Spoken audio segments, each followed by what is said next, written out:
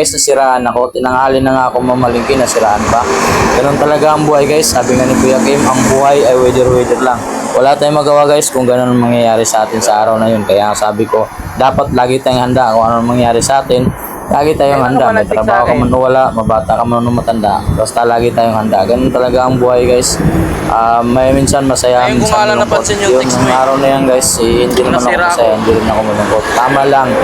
Thank you kay Kuya Sherwin, shout out sa iyo. Yan po guys ay mekaniko ng taga Rosco Calamba. Shout out sa iyo sa gusto magpapagawa ng Kuya Sherwin Rosco.